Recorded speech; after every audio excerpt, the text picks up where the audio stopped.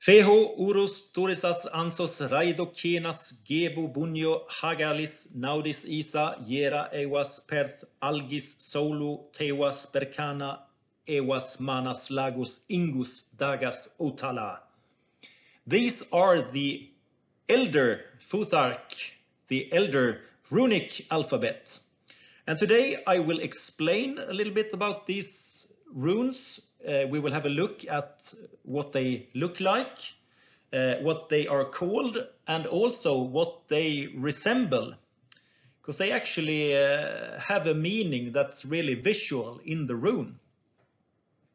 So we will start to have a look at the first 8 runes in this alphabet, and that's actually their own group, because this alphabet is divided into 3 groups. And the first 8 runes actually starts with the 6 runes that has given this alphabet its name, the Futhark. And the first rune in this alphabet is the F rune, which is called Feho in the ancient language. And Feho in Swedish means fair. That's actually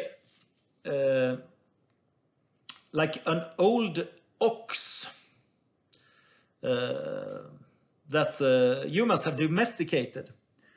And if we look at the rune, you can actually see the 2 horns of this ox, the fair. And this also resembles of the star constellation, the Taurus. And Taurus is of course the Latin word for bull. So the first letter in the alphabet is this cow or ox, the fair, with 2 horns, the F. The second rune is the U rune, Urus. And it comes from ur-oxe in Swedish, or the aurochs in English. And the aurochs is also this kind of domesticated bull animal. And the urus has also 2 horns facing downward in the runic alphabet. But if you look at the Romanic U, it has its horns upwards. So that is the Urus rune, the ancient bull. The next rune is the Th rune, and this is actually a sound that is not really present in Swedish anymore, but it is present in English and in Icelandic, for instance, this sound. And it comes from the word thorisas. And the closest word today is perhaps törne in Swedish, or thorn in English. So this is a thorn rune. And if you look at the rune, it actually is like a beam, and then it has this thing sticking out, which is to represent the thorn. So that was the thorisas rune. The next rune is the A rune, and it comes from the ancient word ansos, or asar in Swedish, or Aesir in English. And this is actually a group of gods in Norse mythology, because in Norse mythology you have 2 groups of gods. You have the Aesir, which is like Odin, Thor, Heimdall, for instance, kind of the warlike battle gods. And then you have the other group, which is the Vanir, Vaner, which is more like fertility gods. So this A is for the Aesir, the first group of gods. And the rune looks a bit like the Roman A, but without one of the sides, basically. The next rune is the R rune, and it's called Raido in the ancient tongue. in Swedish rida, or in English ride. And if we look at the rune, it actually looks like a man riding, because he has his knees a bit bent, leaning forward, holding the reins in his hands. So that is the raido, the R rune. The next rune is the K rune, and it comes from the word kenas, which is actually a disease that you can get in your stomach. And looking at the rune, I actually think that it looks like a belly, but an empty belly. And of course, an empty belly hurts. So that's perhaps why it resembles of an empty belly when you have this kenas disease. The next rune is the G rune, and it comes from the word gebo, in Swedish ge, or in English to give. And if you are to give someone something, you have to have like two persons crossing each other's path. And then of course the one who has gives to the one who hasn't. So this is the gebo rune, the give rune. And the next and final of the first 8 runes are the W rune, from the word vunjo. In Swedish, the closest word I think is vän, which means friend. And this word also represents like happiness. And of course, if you have a friend and you've just received something from your friend, you get happy. You get the vunjo rune. And comparing this rune with the kenas rune, this looks more like a full stomach. And of course, you get more happy if you have a full stomach. That's like the basic knowledge. If you know a man, you know that his happiness comes from his full stomach. So perhaps it looks like a full stomach. I don't know. Okay, so now the next 8 runes in the Elder Futhark. And now it becomes really cold. The cold part of the year. The first rune here, we have the H rune. And it comes from the word hagalas, which in Swedish means hagla, and in English, hail. So it's these little ice balls that falls from the sky. And the H rune really looks like the Romanic H letter, basically. The next rune is the N rune, which comes from the ancient word naudis, which in Swedish means nöd, and in English, need. So that's when you don't have anything, you're in need. And of course, this is during the cold part of the year here. So the next rune is also a cold one. It's the I rune, which comes from the ancient word of isa, in Swedish is, and the English word ice. So there we have these 3 like cold, harsh letters or runes. The next rune is the J rune, and this rune looks like 2 half circles. And I actually believe that this represents the 2 sides of the year. That we have the summer side of the year, the midsummer blut, or the midsummer, the fertile side of the year. And then we have the other side of the year, the cold, harsh side of the year. And these are not, they are not combined. They have a good side and a bad side. Here, fertile side and an unfertile side. And I will come back to this fertility thinking when I speak about the ingus, or the eng rune. The next rune is the A rune, A, and it comes from the ancient word Awas, which means in Swedish idegran, or yaw tree in English. And you can actually see the yaw word resembles really close to this Awas. Yeah, it's close.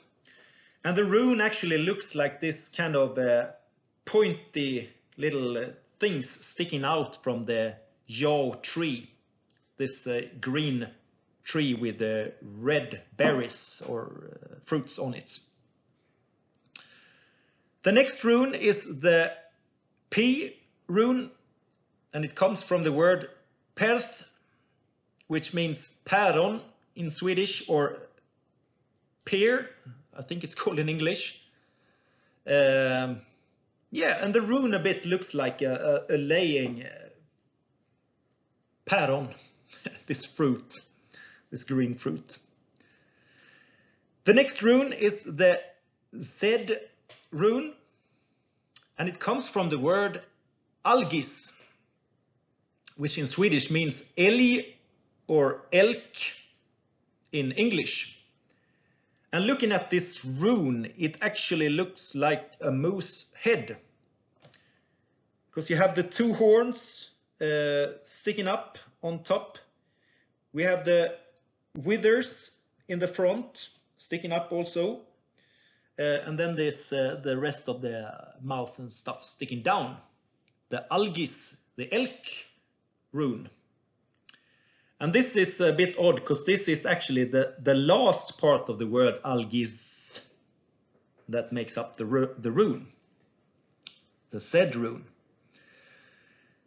And the next rune, now we come to the summer, the S rune, which comes from the ancient word solvo, which means sol in Swedish or sun in English. And the shape of this rune actually looks like a ray of light, like a flash, a ray of light coming down. It can also have other shapes. We also have like this shape of the rune, and it actually looks like there's rays coming out of, well, the sun, the solo, the sun rune.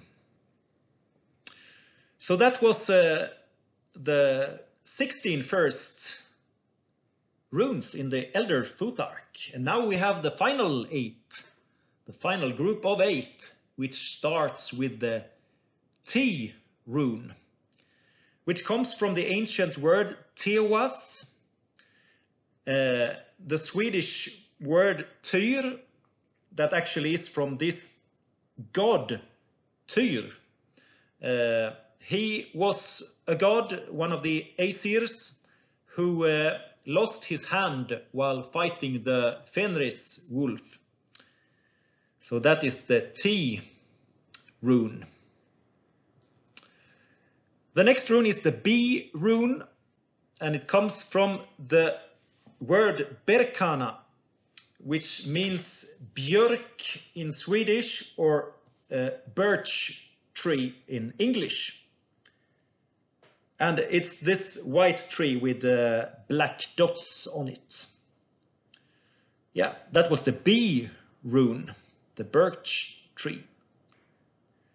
The next rune is the E rune, and it's called in the ancient time Ewas. And it's actually the horse rune, hästrunan. And if you look at the rune, it looks a bit like a horse, of course. It has the legs, and in the middle there's this withers where you can place the saddle. And of course, the horse also says, Ewas, Ewas. So that's the E rune. I think it resembles from this the sound that the horse makes. Many of the things that I say right now, I don't have any facts really. I'm just interpreting the visual parts and the resembling things in the runes. Ewas, the horse rune. The next rune is the M rune, and it comes from the ancient word manas, which means man in Swedish, or man in English, man. And this rune, if you look at it, it basically has what a man needs. 2 strong shoulders and 2 legs. That's basically everything that a man needs. 2 strong shoulders and 2 legs. Then he can do his work. The manas rune. The next rune is the L rune. And it comes from the ancient word lagas, which means lake in English, sjö in Swedish. And looking at this rune, I don't really know what it resembles of. Perhaps it looks like a hook for fishing, turned upside down, that you can use in the lagos. That's just my wild guess here. The next rune is the Eng rune, which comes from the word ingus. And that is actually one of the gods in the Vanir family. One of the fertility gods in Norse mythology, Frey. He is also called Yngve Frey, Yngve Frey. And this rune, which I think represents fertility, because it's a whole thing. You need something that's whole to get reproduction. If we look at the J rune, we can see that it had the Gera rune. It had the year, basically. It had a part of the year which was not fertile, and then we had a part which was fertile. But now Ingus, he represents fertility. So if you pray to him, you will get fertility, hopefully. The next rune is the D rune, and it comes from the ancient word dagas, in Swedish dagas, which means the break of dawn, the daylight. And looking at this rune, it actually has 2 sides. It has one side which represents the dagas, the daylight, which comes from the east. And then, of course, the sun sets. The sunset, that is the other side of this, I think. That's my interpretation of this rune. And the final rune is the O rune. And this comes from the word otala, which means odala in Swedish, or farmer in English. And he, of course, also has 2 legs to be able to walk the fields and plant his the things that he has in his little basket to plant the seeds. So that was the Otala. So that was more like a fertile, or